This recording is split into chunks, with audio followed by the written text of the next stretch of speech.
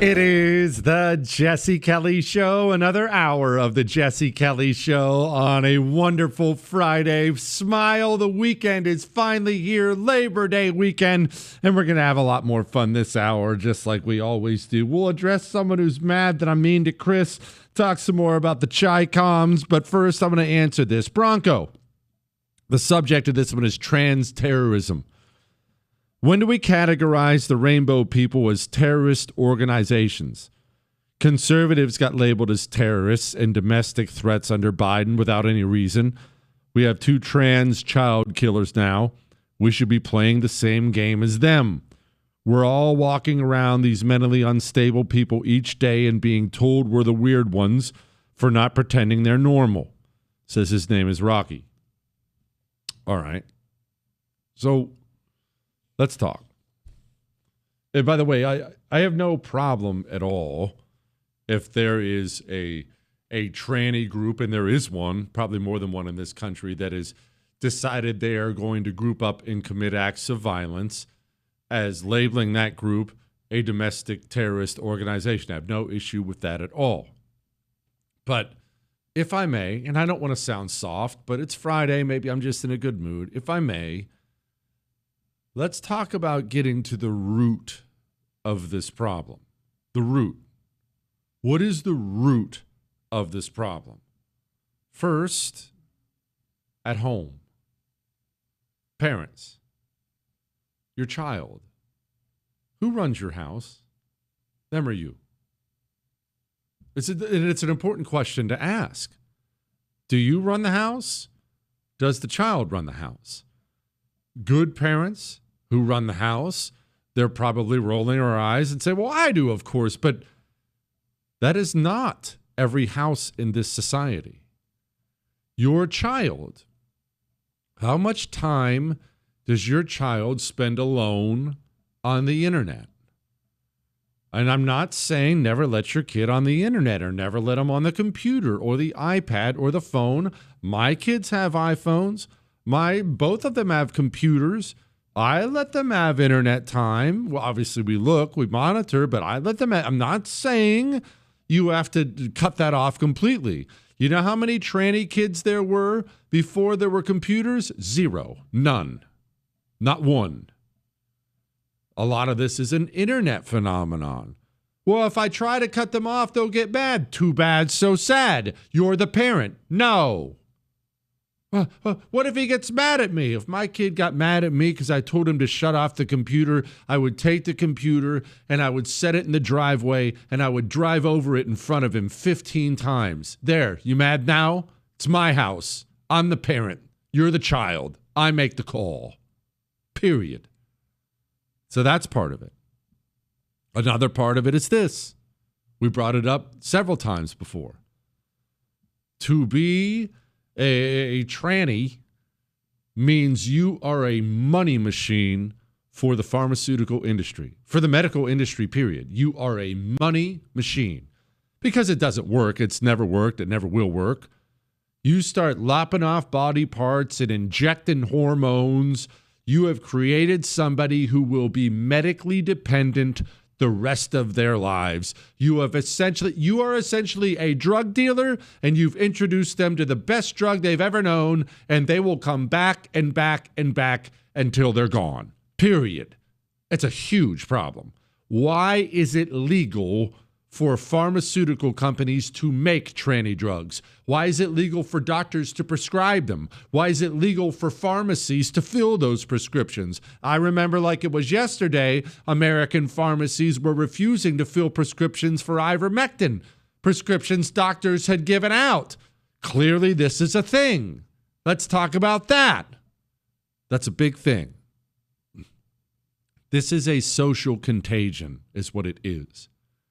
The best way to deal with tranny violence is to stop enabling it and stop pretending as if it's a thing that is real. Somebody, child or adult, trying to change the sex they were born with is somebody going through mental health problems, oftentimes spiritual problems, and there's somebody who needs help. But what happens in this country for a variety of reasons is the doctors and the shrinks, they essentially blackmail the parents. I've heard it over and over and over again. I've interviewed these parents many, many times before. All of them tell the same tale. You know what all of them are told? Well, either you affirm their new gender or they're going to kill themselves. You want your son to kill themselves? What does that do to a parent? Especially a parent who's not equipped like you are with knowledge. You know, you're sitting here listening to me. You consume information. I'm not the only thing you consume. You consume information, you're in the know. How many parents aren't? Lost. Completely lost. All of a sudden you're sitting in front of wow, he's a doctor. I mean, look at those degrees on the wall. Surely he knows much more than I do.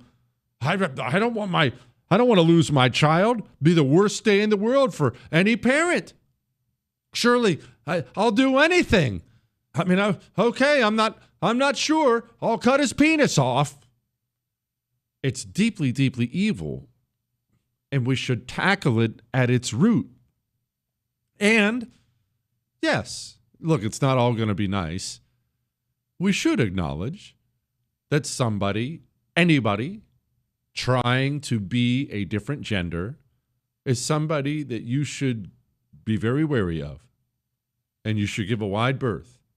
The same way you would anybody struggling with a mental health issue. When you are walking up the sidewalk and you see that homeless person, I told you about that time in New York City. I was walking up the sidewalk and there was a shirtless dude on a metal trash can. It was a metal trash can. He was using it like a punching bag, sitting there in the middle of the night, just boom, boom, boom, hammering on it. We were with a whole group of dudes. We all crossed the street. You don't need that kind of trouble in your life. A tranny should be treated the exact same way. Somebody you should give a very, very wide berth to because there's somebody struggling with something mental, something spiritual, and you don't have any idea how that's going to come out. But it helps now that we're finally speaking out. You know, I got this email along these lines. Hey, Jesse, I just saw Caitlyn/Bruce Jenner on a Fox News interview. If she/he came on your show, what would be the pronoun you would use while introducing and conducting the interview? Well, one, I wouldn't interview that person. Two, it's a dude. He's on our side. Great. Still a dude struggling with real mental health issues who needs help. It's not just the children. He needs help. And so, no, I'm not going to run around promoting it. I'm not going to tell you it's okay just because they vote Republican. Well, he wants to keep it out of girls' sports. Great. That's like the bare minimum. Let's stop acknowledging. We do this with things because we try to do the right thing while being nice. We have this infatuation on the right with being nice. Well, I want to do the right thing right up to the point where it might be mean. But here's the truth. You have to be mean sometimes. You have to be mean sometimes. Well, I don't want to be mean. Yeah, Jesse, I used to be a boy. Now I'm a girl. No, you're not. Well, you have to. No, I don't. No, I don't. No, I do not at all. I do not have to. And you're not a girl. You need to get mental help. And don't ask me to buy into some delusional lie. And don't ask me to pretend like it's okay. It's not okay. You're not okay. Get yourself some help. Professional help. You need that? You want some help? Email the show. I'll help you. We'll find a way to get you some help. But don't you dare sit there and try to emotionally blackmail me into taking part in whatever delusion you're currently in the middle of. No, you're not a boy. No, you're not a girl. Nope, you can't change it. Stop with the nonsense. Stop with the idiocy. Cut the crap. But we have lacked that, and we certainly have lacked that in our politics. Our politicians in the GOP, biggest bunch of freaking weenies in the world, to get them to speak boldly about things, it's very, very, very difficult. Very difficult. They try to be as bold as they can be, but I don't want to sound like a meanie McMean face. And that doesn't work when you're dealing with social contagions, mental illness, communism. It doesn't work at all. you're going to have to be thought of as mean by some people or you're useless. Period. End of story. Let's talk about Chris and the Chi-Coms next.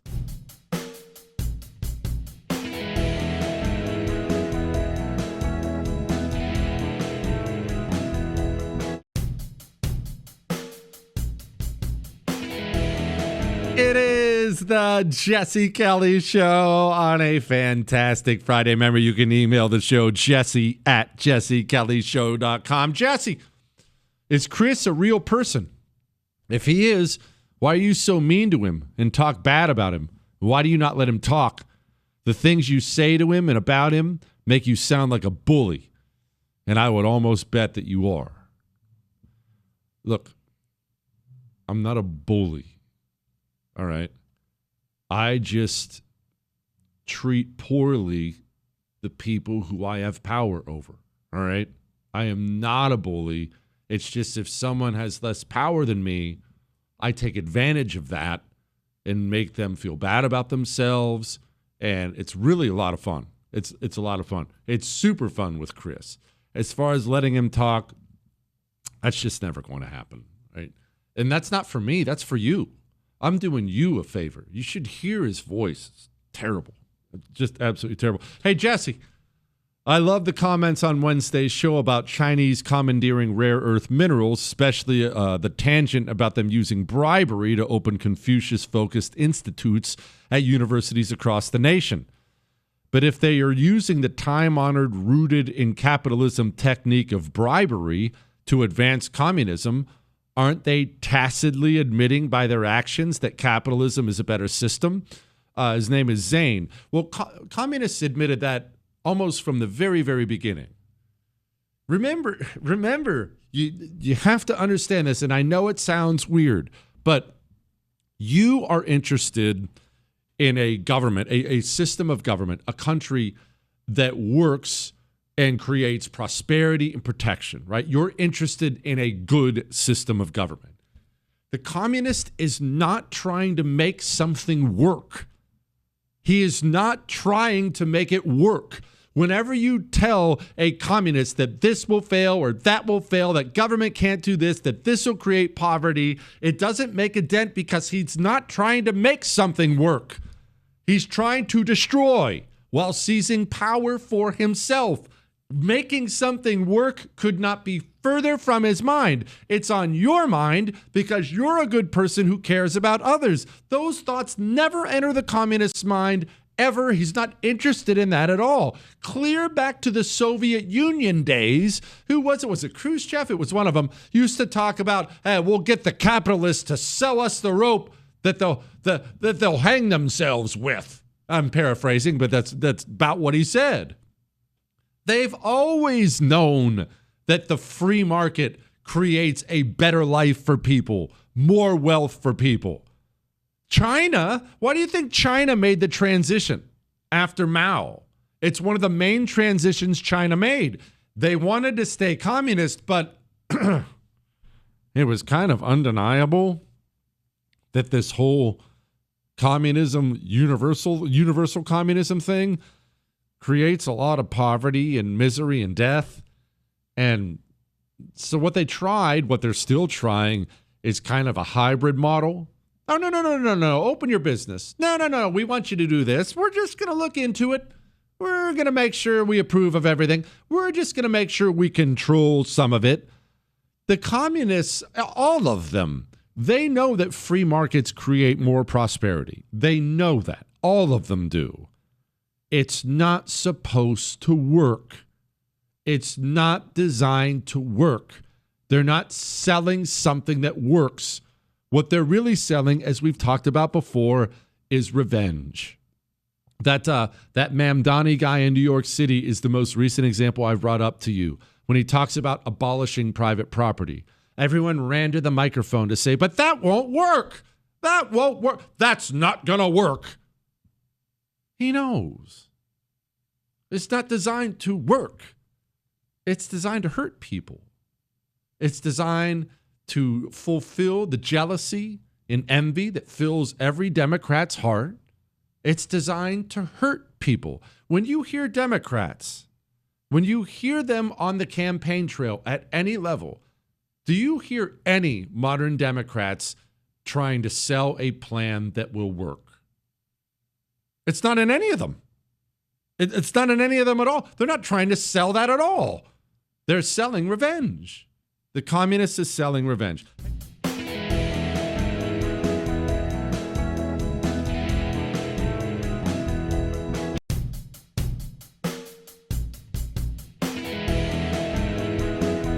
It is the Jesse Kelly Show on a fantastic Friday, and Ask Dr. Jesse Friday. Did you hear Joy Reid? She just, she's a peach. As many times as I have been called DEI or an affirmative action baby and all that, you know what I never get? Mad. Because I actually am very much in favor of DEI. I don't take that as an insult because I understand that that means that I'm just damn excellent and innovative. And yeah, I am DEI. I'm bringing diversity, and that's bringing something great. You're not insulting me. If you say, oh, you're an affirmative action person that got into Harvard, I'm like, yeah, I got into Harvard with affirmative action, and Yale, and Brown, and also, Vassar, and the University of Denver. I admire the honesty. Dear Jesse, my wife and I raised our daughter to be conservative in our blood red part of Missouri. She turned out great. After college, she moved to the Dallas area to work. We went to visit her last month and attended her church. The topic of the sermon was illegal immigration. The pastor claimed that being in our country illegally was basically the same as getting a speeding ticket on the way to church. He tried to point out that both things were minor offenses. I nearly got up and left. I didn't want to embarrass her. She said after the service, he wasn't the normal pastor. I thought of your phrase, feminized Christianity. The weakness of the church is really holding back the conservative movement. What can be done? Love the show. His name is Marty. Okay, so we have talked about how the communists have worked very, very hard and been somewhat successful in infiltrating and co-opting America's churches of every denomination, especially the large corporate churches. Remember, look into your church. Are they part of a large corporation? There are many large church corporations in your church. Maybe you think it's operating independently, may not be operating independently at all. Many of those large corporations are bad news. Same thing in the seminaries. But I want to get more specific because we've talked about that before. I am not a friggin' pastor. I'm certainly not qualified to be one. I don't want to pretend like I am. Okay? I am not that at all. And I am not telling you that your large church is bad at all. I am not saying that. The one I go to would probably be considered large. I don't know if you'd call it a mega church or something like that, but it'd probably be considered at least large. But if you have a big one, a big church, I'm talking full-blown rock band on the stage, lots of butts in the seats. Let's think about this from a business perspective. Set aside your spiritual perspective for a moment from a business perspective. You know what that building costs? You know what that land costs? Now, think about how many people are on staff at the church. Go to the church's website. How many people are on staff? Chris, I'm assuming synagogues have worked exact same way. This is a business too. I know. Look, I'm not insulting it. I get that. This is a business too. They need butts in the seats in order to pay the rent. Shoot, I'm here in Texas because we don't have state income tax. You know, the government always gets you one way or another. Our property taxes are insane here. Even if your church, the building, the land, even if it's paid for, if you're sitting there on $10 million worth of building and real estate, your property taxes are backbreaking, absolutely backbreaking. And so you want butts in the seats. In fact, you need butts in the seats. You need people showing up. You need people tithing. It's very, very, very, very tempting. And many men give into it. To take that Bible, close it up, and just be nice. Just be nice. I don't want to offend anybody. I certainly don't want to offend anybody here. I don't want to offend anybody here. You know that that verse, wives, be submissive to your husbands. Husbands, love your wives like the church, but wives, be submissive to your husbands in all things. It's in the New Testament. You know that verse? Even if you don't go to church, you know that verse. It was a mega church. We went with a friend. His daughter was getting baptized. We went to a mega church, which I'm not going to name here in the Houston area. And the pastor got up and he was preaching on that verse. It was a dude, that whole verse. And he must have added 20 times. I don't want to offend anybody. This might be offensive. I don't want to offend anybody. And not one time in the 45-minute sermon did he address the wives be submissive to your husbands part. He read it once, never explained it, spent the rest of the time on the husbands with the wives. Why? Big church. I bet you it was $20 million property between the building and the grounds. Big church, big tax bill, big salary. Hey, if I actually read the truth, whew, gonna be some woman's gonna drag her family out of there. Probably several. Tithe money gone. Then where are we? And this applies to more than the church. This applies very much to politics, to many things. People are craving real. It's not that they're craving mean. They're craving real, honest, right between the eyes. I brought up Donald Trump earlier. I want to bring him up kind of in the same way, but on a different subject. Donald Trump is appealing to people, a political phenom, because he is real. Doesn't mean he's always polite or always right or always saying everything you want to hear. I know he makes you mad time to time. Me too. It's fine. But it's always him, and people love it. People crave it.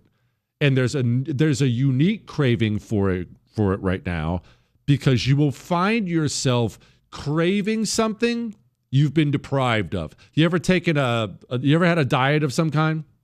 Maybe a low carb diet's a good example. No more bread, no more potato chips, and I bless you to it. Whatever diet, whatever way you want. But how much do you crave a bag of potato chips after about a week? It's human nature. When you have been deprived of something, you crave it badly. There are so many fake people and fake churches and fake politicians and fake this and fake people on the radio and fake this and fake that, that people have a hungering for authenticity, even if they disagree with it. It's one, in my opinion, it's probably the only reason this show has grown, because I am aware that I'm an offensive person. I don't try to be. I'm just naturally rude. I can't help it. I don't try to offend you at all. And I get your emails about how mad I make you so much. And the show continues to blow up. Why? Because people know I'm honest. I'm going to say something at some point in time that is going to offend you terribly. Maybe offend you terribly. Maybe offend you personally, or offend your wife, or offend your state, or your food, or your whatever. I am going to say it. I promise you I will, and I'm not sorry. I am me. Authenticity sells. People want it. And America's churches would do well to remember that. They would do very well to remember that. Look, I've gone through all this. I've gone through it all. America's feminized Christianity, so desperate to be nice to everyone, so desperate to be nice. I just want to be thought of as nice. I'm nice. You're nice. We're nice. Jesus is nice. They ended up losing their minds. Now you have these skinny jeans wearing dorks pretending to be pastors, telling people that your country should be invaded by barbarian hordes. Freaking ridiculous. I'm out on that.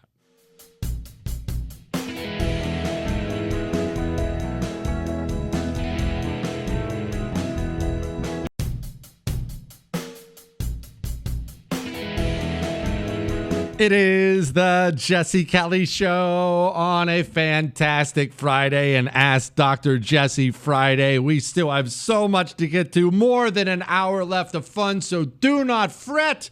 And remember, if you miss any part of the show, you can download the whole thing on iHeart, Spotify, iTunes. Jesse, there is currently a cozy relationship between Western communists and Muslims, this guy says. At some point, these two religions will clash and oppose each other. When do you see this occurring?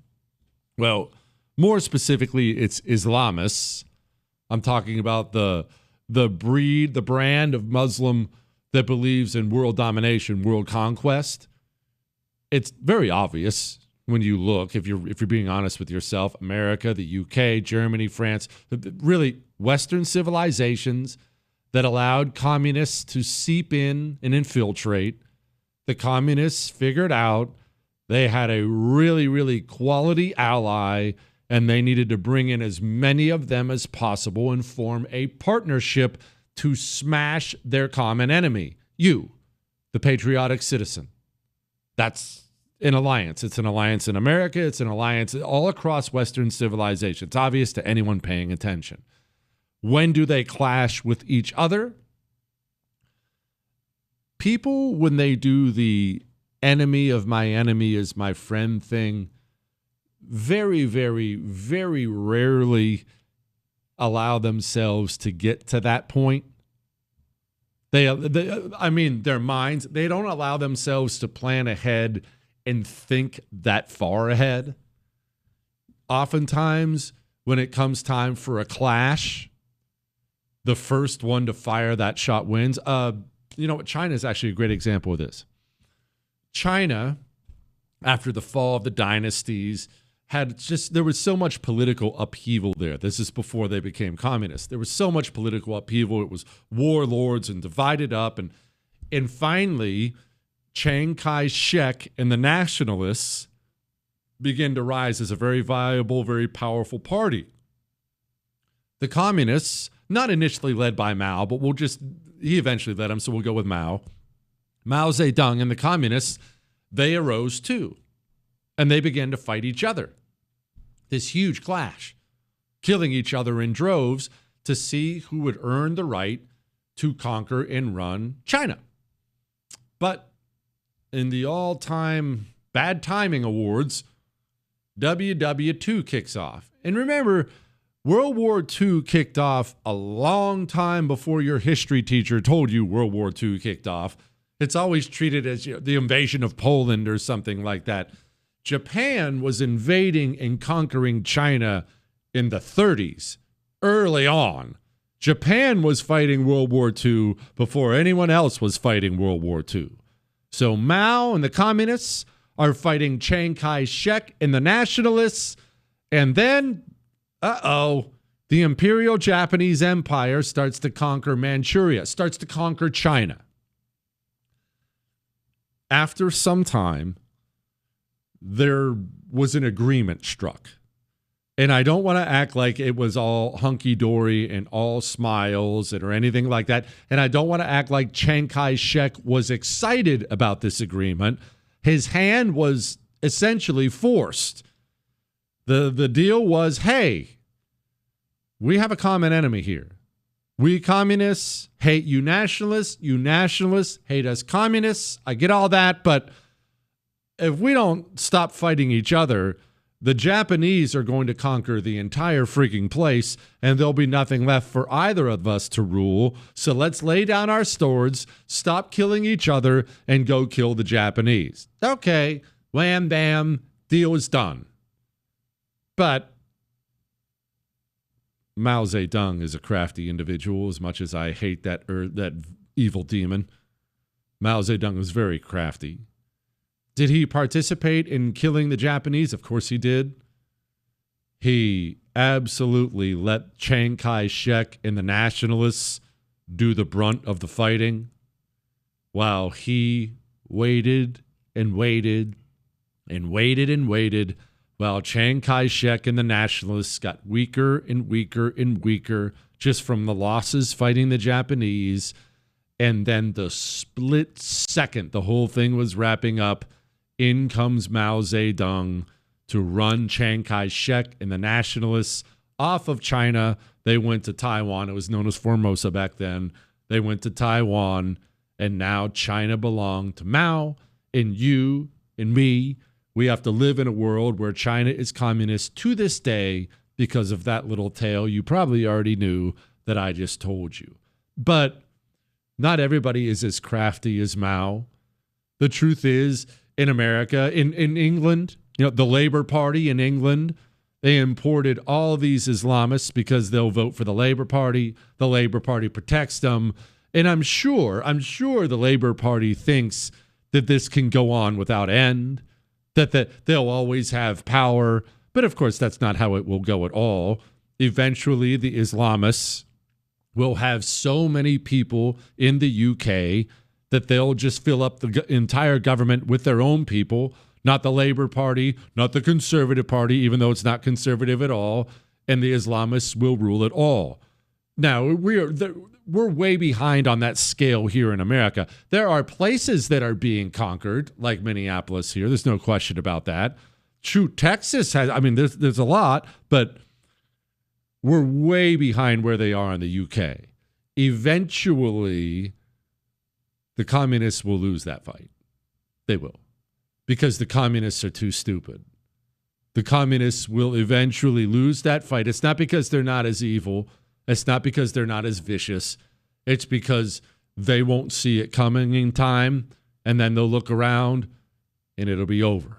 And the whole country will have the Muslim call for prayer. And I don't think that's going to happen in the United States of America. I believe we are going to win. I am not near as confident in Europe at this point in time. And one of the main reasons I'm not near as confident is their lack of guns. We had reports earlier in the day, and I don't want to act like I know all the details on the ground, but there are reports of huge rebellions popping up all over the UK today. But they're unarmed. If we ever have huge rebellions popping up in America, that's going to be a big problem for everybody involved. Over there, military has all the guns. Cops have all the guns.